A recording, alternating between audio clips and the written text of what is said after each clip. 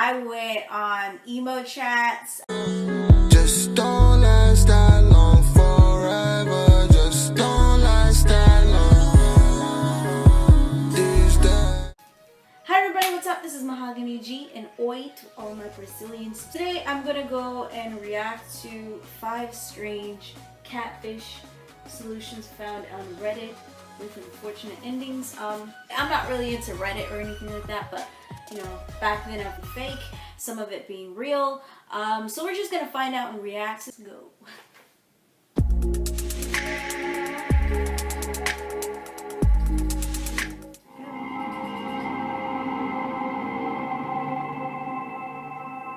Catfish stories. Number 5. In February of 2003, a 16-year-old named Mark met a young girl through an MSN chat room that was dedicated to teens in their area. Hold on. Let me tell you something, right? Alright, I am guilty of this. You know why? Because back then, I don't want to tell you guys, but back then, I went on emo chats. I went to, like a lot of chats back. When we finish this video, I want to slightly get into what happened to me in chat room. Mark and Rachel hit it off instantly, even though Mark had only seen a single blurry photo of Rachel and had no proof that she was actually who she said she was. Now that's, well, I think back then, you know, we didn't really have like catfish phrases, you know, like catfish. We didn't have like catfish phrases like back then. If you just saw a picture of somebody, that was them. So, you know, back then, you know, right now we have terms of, you know, catfishing and stuff like that. So we kind of know who is real and who's not. And if they won't get on a webcam with you, then it's kind of suspicious. So I'm telling you, back then, there was no rules to this thing. So let's go figure this out. As time went on, the couple became more and more involved with each other, with Rachel eventually introducing Mark to her brother via the same chat room that they had met in. After this, Mark attempted to meet up with Rachel multiple times, but she always found some sort of excuse to not show up. Eventually, Rachel informed Mark of a real-life stalker that she'd been catfish! Sorry, let's do that. Dealing with, whom she also met in an MSN chat room. The stalker had apparently been attempting contact with her for quite some time, and according to the story, he eventually succeeded in kidnapping Rachel. Allegedly, the only way that he would... Alright, so I'm gonna tell you this time that I got quote-unquote a stalker, right? This happened on Facebook or whatever. Me and my friend, Catherine, yeah, that's her real name. Me and my friend Catherine, we wanted to do this YouTube video, right? So we ended up trying to do this YouTube video, so, you know, we called ourselves Airheads. And by that time, Airheads was like, she wanted to be peace sign, butterflies, or whatever, such and such like that. So we decided to do that. Not only that, but there was just one guy that ended up friending us, right? Well, friending me and friending her, but she didn't accept it, but I did, right? I accepted his request. He was this, I'm guessing, Russian white guy, and all I remember is messaging him back and forth, right? You know, nothing less. He was just saying, you know, I'm the biggest fan of you guys, and we didn't even put out videos. I think we put out one video that was about, like, don't marry too young, and I'll tell you a little bit about that a little bit later. But, you know, my friend actually got married early, so that was quite ironic. I know I'm getting off topic, but I'm just trying to tell you. We did a video of that, and then, ironically, she got married early. Pretty young. So not only that, but he just kept messaging me, and it was like late at night, and then he would just be like, so what time is it in your time zone or whatever, right? And I'd be like, you know, it's like 11 or 10, because, you know, back then I was still a kid, and I was still on the internet, like, by that time. So yes, my mom was sleeping, I was on the internet. So not only that, but the dude ended up sending me like Slim Shady, like, he's sending me, go to sleep, B, go to sleep. And I was like, what is he? It was really weird. And then he just kept messaging me. I just had to block him. He was doing the most. I was just like, yo, this is some crazy ass stuff. Too back then, Facebook. I mean, I don't think people even use Facebook like that anymore.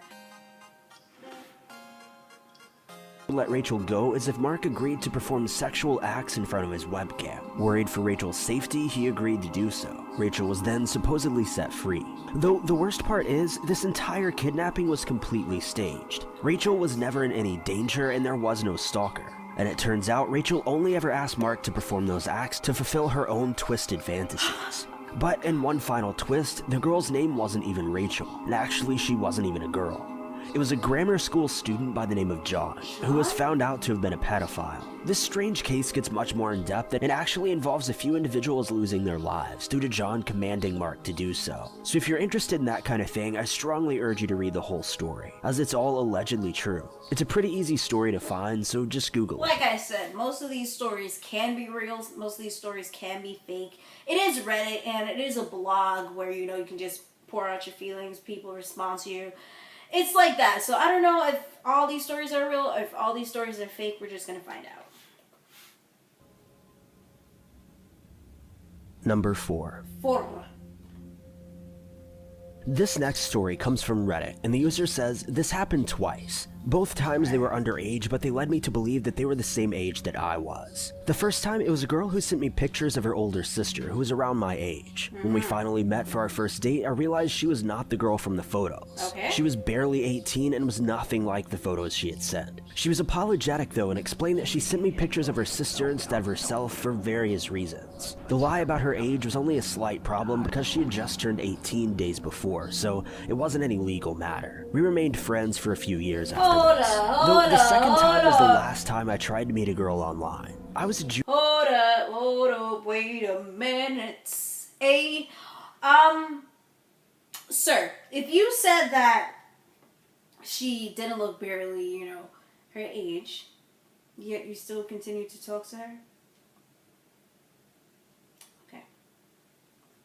Okay. junior in college, and That's your fault.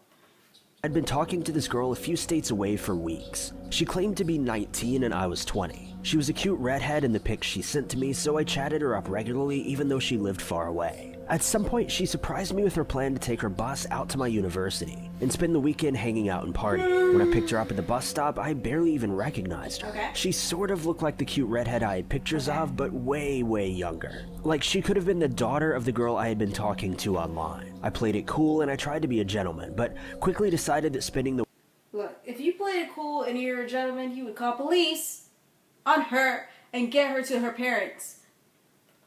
weekend partying with what appears to be a 16-year-old was probably a bad idea. You think? I told her that there were no good parties around and took her home to my parents' house where I figured we could lay low until Sunday. I then shuffle her off back onto a bus and be rid of the jailbait. Well, late the next evening, while we were sitting in the living room floor watching movies with my parents, the You mean to tell me that you still kept her with you?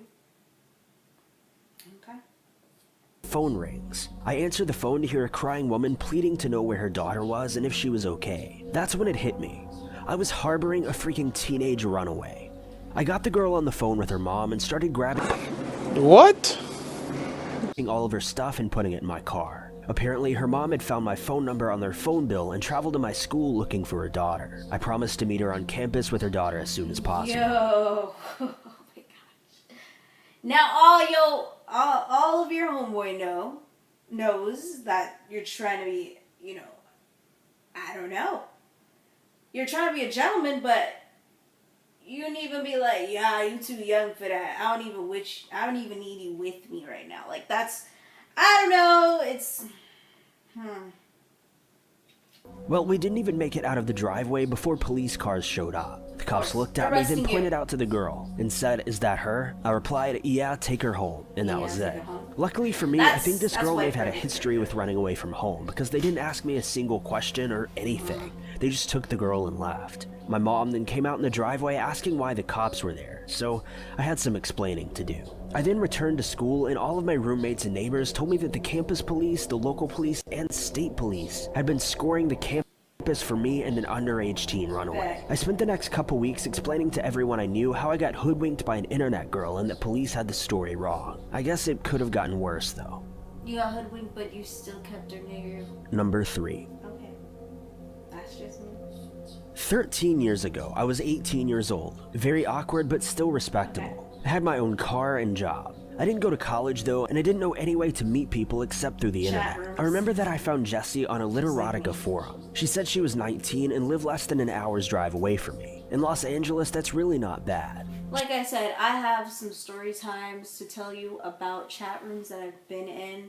I'll just do a separate video because it seems like this video is going to be long enough for me to do it there, so. She then sent me pictures of herself and she was absolutely beautiful. We exchanged phone numbers. We would talk for hours on the phone. I forget everything we talked about, but we constantly connected. She was smart, had a mature, sexy voice, and was studying to be a doctor at UCLA. Doctor! We tried to meet up a couple times, but she got nervous and chickened out. I wasn't suspicious though. I mean, the internet was new for a lot of people, and it was understandable that someone would be nervous about meeting a stranger like that. Nevertheless, I told my real-life friends about her. I introduced her to online hangouts that I frequented. She got to know my people, and she charmed them as much as she did me. They all thought that I was so lucky. One day over the phone, Jessie invited me to come see her perform at a play, and I got really excited. But she broke down crying and was inconsolable for a few minutes while I tried to figure out what had set her off. She told me that she had a confession to make. When I finally convinced her to just tell me, I'd slowed my breathing down and was a picture of serenity, ready to have reality driven into the back of my skull like a railroad spike. Turns out she wasn't even 19. She was— Okay, does this always happen to you? Is this always happening to you where you just end up having a younger girl? Come on. Sir. 14, and she wasn't a student at UCLA. She was a student at a high school in the Valley, though she was actually in a play just performing as an elephant. I don't know why I agreed to see it. I guess I held out some sort of sliver of hope that she was lying and trying to test my resolve. Or that she had some hidden quality that shined through all of those things that she just dumped onto me. I drove to the school and felt like an absolute creep. Her mother was there with a black eye that her father had given her. Apparently, Jessie had told her mother about me, and it was her mother who recognized me and invited me to sit beside her. There's something really sad about— Even her mother's okay with it? how, in the pure pathetic nature of this whole situation, the miserable battered mother actually thought her daughter had an admirer. I declined silently, hating that I was still a part of this, still wondering what I was even doing. The lights went down and the curtain was drawn, and there she was, bounding around the stage dressed as an elephant. During intermission, I stood up and walked outside into the parking lot. I got into my car and drove away. I turned my stereo off and just sat silently, listening to the road for over an hour. I never spoke to her again, and I never told any of my friends what actually happened with her. Again. Number 2. My very good friend Ben has a dad who's had an online girlfriend called Dr. Sam for years. She was actually the reason Mark to her brother via the same chat room that they had met. I was trying to pause it, but I went all the way to the front. But anyways, if you guys not have watched Love After Lockup, check that out, because it is hilarious. Right now, I'm trying to, I'm trying to go back to where I was at. But, Love After Lockup, the white guy, with the girl, with the Hispanic, I think she looks Hispanic or mixed, and he was talking about how he was going to wait for her and everything like that. I had a feeling that she was running a straight game on him. He thinks it's not, but even his friend was like, yeah, I can't even look at you just being played like this. I can't even watch a friend getting played like this. But like I said, jail pen pals, they could be playing you. And right now, this is kind of, I'm thinking about it right now, but if you haven't watched Love After Lockup, you will get your life with that, for real. But let's continue. Dr. Sam, just as she claimed to be a doctor of some kind, and also had some form of cancer. Over the years, Ben's dad sent Dr. Sam— I'm hoping to be a doctor one day, maybe. Maybe. Not maybe. I will be one day. I'm going to keep that in my head. all kinds of money. Enough that that was actually the reason why they had divorced. In fact, when those little hands-free phone headsets came out, he got one and was on the phone with her literally every second of the day. She would make him talk to her cats on the phone. Yo, don't ever get it twisted. Back then, I was thinking a lot of people were talking to themselves, but they actually had like these small Bluetooth headsets. And it was the coolest thing. I think only people that like had, like businesses were the first ones to really have it. Like if you were like a person that was a CEO or anything like that, you would always constantly have to be on the phone with the Bluetooth. So you always see people with suits and Bluetooths. So you'd be like, yo, he's on an important call, but you know, they're not an important call. So they sides. I'm just kidding. And he'd be places like the grocery store, meowing into a headset that no one could even see. He tried to visit her many times, but every time he had his ticket square he said he'd be meowing? No. away, her cancer would come back and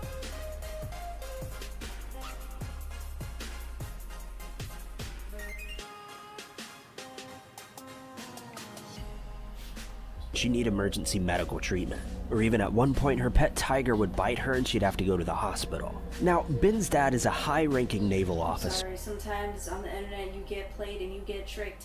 You can be a trick, get tricked, or be a trick. So, hey, just say, be careful out in the internet. Be careful out in the internet because you will get tricked, be tricked, get tricked, be a trick. So, just saying. When he had to go to Afghanistan a few years ago, he sent his cat to live with Dr. Sam. It arrived safely, but she had to put it down immediately because the cat, quote, wasn't happy. Later on, Dr. Sam supposedly passed away from her cancer. Honestly, this all sounds so crazy, and I wouldn't believe a word of it if Ben's mother hadn't confirmed it all. My friend's dad lost his marriage and honestly his sanity, all over a woman who likely never even existed. That's crazy, man. Number 1. The last one.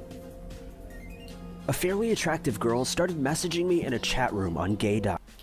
Okay, sir. Is chat rooms the only place to find love? I feel like people that are socially awkward can tend to go to chat rooms. Like, I don't know if I was socially awkward because I didn't really like talking to nobody and I didn't really like anybody like that. I just didn't like people. You know what I mean? But I was socially awkward and chat rooms did kind of make me feel like I was able to talk to people, like people were able to talk to me back. But this guy is on chat rooms forever. I didn't really have much interest in her at first, as she lived in Florida and I'm in Oklahoma. Though I actually started to really like her and think we may have actually hit it off if we met. Soon we started talking and texting pretty much 24/7. She then told me about how she couldn't date anyone locally because her dad was a marine engineer and builds multi-million-dollar yachts for famous people. I didn't really believe it at first, but she started mailing me all these really expensive things, like clothes, flowers, gift cards, and stuff like that in order to, quote, prove it, even though I told her that I didn't want these items or need the proof. It was probably fake. Do your checks, man. AliExpress got a whole bunch of them real expensive things. The weird thing is, she would never tell me her last name and would be very weird about it, saying that if I found out that I could Google it and it would pull up her dad's yacht business and I could see how rich they really were. She said mafia. She wanted to make sure that I was with her for her and not just for the money, even though she was the one that kept sending me gifts even though I never asked her to. She also said she was a head hairstylist at Tony & Guy and made about $700 a day in tips. Anyway, one of the gifts she sent me had a receipt in it that had her last name on it. I googled it and nothing even came up. I searched for her name with the word yachts and still nothing. At this point, things started to seem weird, so I called the Tony & Guy that she claimed to work at and asked if I could schedule with her. No one there worked there with that name. I waited a couple days and then I informed her that one of the receipts came with her name on it and explained that I couldn't find her or her family anywhere online. When I told her this, she absolutely freaked out and said I was crazy and said she was going to stop talking to me because she had cancer. She then hung up on me and disconnected her phone number within minutes. It was all so weird and I don't even know. Crazy. End that thing right now. End it right now. End it. End it. Cut the point of this catfish was, I'm the one who got away with a bunch of stuff and I didn't even ask for any of it. But I guess it doesn't really matter. I still wear some of the stuff she got me. Thank you guys so much for watching. If you like. Well, that was 5 strange catfish stories, scenarios on Reddit. Like I said, I'm going to do another video on the chat room experiences that I had. I don't really want to make this video too long, so yeah, we're just going to get into it. Thank you guys so much for watching. If you did not forget, this is Mahogany G. Do not forget to subscribe, comment, about any of your scenarios that you ever been in. Have you ever been in a chat room? Were you ever near chat rooms? Did you hear about chat room stories from your friends or anything like that? I want to know in the comment. Please check the description or the designer box below. Check that out. And not only that, but check out my store, my Depop store and my Stoveny store. Hopefully I will have a screenshot for you to check it out. But not only that, check out these videos. Check them out. Or these videos are here. Check them out, guys. Thank you guys so much for watching, and I'll see you